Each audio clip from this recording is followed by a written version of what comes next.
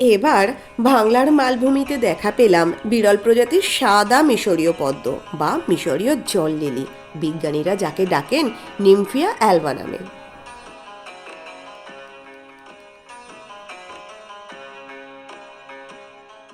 আর এই পদ্ম হলো শান্তি আর শক্তির প্রতীক। হাই, আমি কথা রাধা, আর আজকে আমি চলে এসেছি একটা সুন্দর পদ্ম পুকুর নিয়ে।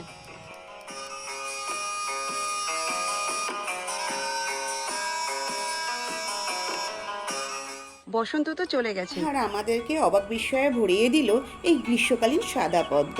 অবাক হচ্ছে তার কারণ পদ্ম সাধারণত বর্ষার ফুল, গোলাপি পদ্ম। তবে এই যে সাদা পদ্ম কিন্তু সত্যিই বিরল। আর এই বিরল পদ্মের সন্ধান পেতে হলে আপনাকে পুরো ভিডিওটি শেষ পর্যন্ত দেখতে হবে। তাহলে সঙ্গে থাকুন এবং প্লিজ লাইক এবং সাবস্ক্রাইব করতে ভুলবেন না। এবার আসেই বছরের ঠিক কোন সময়টাতে এই পদ্ম ফুটতে দেখা যায়। ঠিক এপ্রিলের প্রথম দিক থেকে শুরু করে মে মাসটা পর্যন্ত এই পদ্ম ফুটতে দেখা যায়। এপ্রিলে যেখানে তাপমাত্রা 40 ডিগ্রি ছাড়িয়ে গেছে, সেখানে এই শ্বেত পদ্ম না আমাদের কাছে কি যে শান্তির আবেশ আনছে। আর উষ্ণ ও শুষ্ক আবহাওয়ার অঞ্চলে পরিষ্কার, স্থির এবং সামান্য অম্লীয় জলে এই পদ্ম দারুণ বংশ বিস্তার করে। জলে দেখুন কি সুন্দর মাছ খেলা করছে।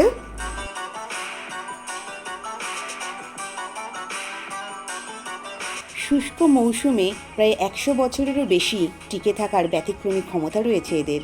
আর গরমের সময়ে এদের পাতার উপরে যে মোম জাতীয় প্রলেপ রয়েছে, তার ফলে 18% পর্যন্ত বাষ্পীভবন হ্রাস করার ক্ষমতা রাখে এরা।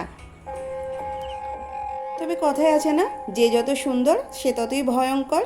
পদ্মের বনে যাব আর ভয়ঙ্কর কিছু দেখব না, এখানে তো পেলাম শুধুমাত্র একটি মিষ্টি লেজার্ড, কিন্তু এই পদ্ম বনে রয়েছে কত ভয়ানক বিষধর সর্প। যেমন ধরুন পদ্মগোখরো। লাঠি, এলাকার মানুষ ছাড়া এই জলে নামাটা সত্যিই দুঃসাহসিক হয়ে যাবে। ফলে অনুরোধ করব যে আপনারা কেউ জলে নামবেন না। তবে এত দূর এসে এই বিরল পদ্মটিকে হাতে ছুঁয়ে দেখব না, তাও কি হয়? আর এই দুঃসাহসিক অভিযানে আমাকে সঙ্গ দিল শ্যাম্য, কারণ এলাকাটি ওর নখদর্পণে। Thank you. সাদা পাপড়ির মাঝখানে এই উজ্জ্বল হলুদ রংটাকে দেখুন, ওয়াও! পদ্মের বীজ খুব সুস্বাদু হয় বলে জানি, তো শ্যাম্য এই ফাঁকে দুটো পদ্মের বীজও টাটকা টাটকা তুলে নিয়ে এলো। বাস আর না, আস্তে আস্তে।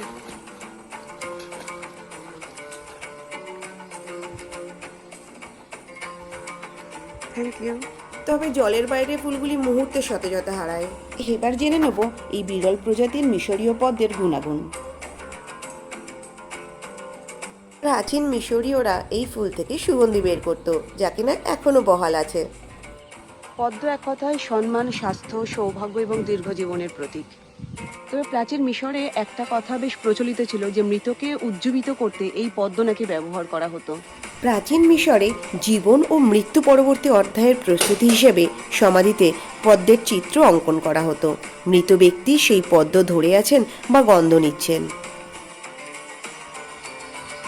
অন্ত্যেষ্টিক্রিয়ার মালা বা মন্দিরের নৈবেদ্য হিসেবেও এই ফুলের ব্যবহার ছিল। এছাড়া অলংকার হিসেবেও এই পদ্মের ব্যবহার আমাদের এখনো মন কাড়ে। এই পদ্ম গাছগুলোকে কিন্তু অ্যাকোয়ারিয়াম উদ্ভিদ হিসেবেও দারুণ মানায়।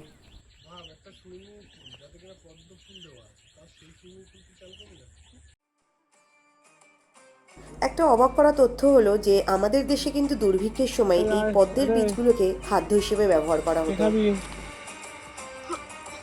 এটা অ্যাকচুয়ালি পদ্ম বীজ,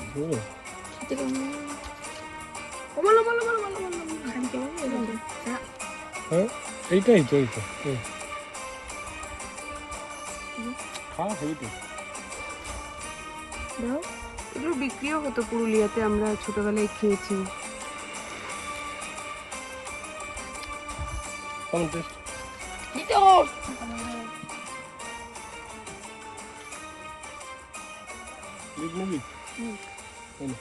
হ্যাঁ, তিতো কোস্টার।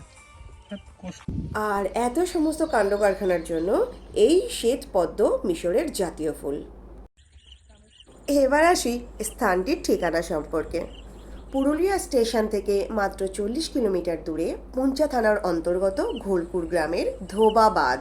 এই স্থানটিতে পৌঁছাতে গেলে একটি যোগাযোগ নাম্বার সঙ্গে দিয়ে দিলাম, আর সাথে দিলাম গুগল ম্যাপের লিঙ্কও। পলাশরাঙ্গা পুরুলিয়া দেখতে যদি আমরা ছুটে যেতে পারি, তাহলে এই বিরল প্রজাতির মিশরীয় পদ্মকে দেখতে কেন নয়? আর এই প্রসঙ্গে বলে রাখি যে এই ধোবা বাঁধে কিন্তু দারুণ বসার জায়গা রয়েছে 2-3টে। এমনকি আপনি চাইলে দূরে পাথরের উপরেও বসে সময় কাটিয়ে ফেলতে পারেন। আর আমাদের চ্যানেলটি নতুন, আপনাদের সাপোর্ট ভীষণভাবে দরকার।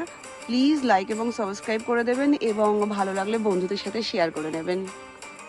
এরপরে দেখা হবে পরের রবিবার ঠিক সন্ধ্যে 6টার সময়। সকলে ভালো থাকবেন, সুস্থ থাকবেন। বাই।